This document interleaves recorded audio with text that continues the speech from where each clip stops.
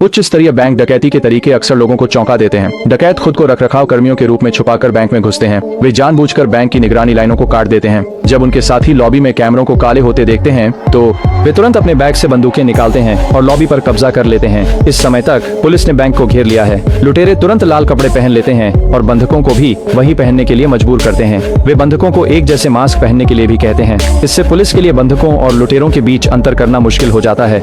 इसके बाद लुटेरे प्रबंधक की चाबी लेकर तिजोरी के पहले दरवाजे को खोलते हैं। वे प्रबंधक के हाथ को स्कैनर पर रखते हैं। उसकी हथेली के प्रिंट का उपयोग करके तिजोरी के दूसरे दरवाजे को खोलते हैं। तिजोरी के अंदर हजारों टन सोना है। हालांकि लुटेरों को सोने में दिलचस्पी नहीं है, क्योंकि बैंक के पास इस सोने का पूरा रिकॉर्ड है। अगर वे इसे चुराते तो बैंक को तुरंत पता चल जाता। इसके बजाय उनका लक्ष्य एक अलग कमरे में रखी वस्तुएं हैं। ये वस्तुएं बैंक के रिकॉर्ड में नहीं है और यहाँ तक कि बैंक मैनेजर को भी नहीं पता कि अंदर क्या है। चोर एक लंबे समय से भूली हुई संदूक खोलते हैं, प्रकट करते हुए कि इसमें द्वितीय विश्व युद्ध का सोना है। गुप्त रूप से सोना ले जाने के लिए लुटेरे पूर्व तैयार पिघलाने वाले उपकरण निकालते हैं। वे सोने को भट्टी में रखते हैं और उच्च तापमान पर सोना जल्दी से पिघलकर द्रव बन जाता है। फिर वे अपने निशान छुपाने के लिए सोने को दोबारा आकार देते हैं। इसी बीच चोरों में से एक सुरंग खोद रहा है, योजना के अगले चरण की तैयारी कर रहा है। इस समय महिला जानबूझकर बातचीत करती है।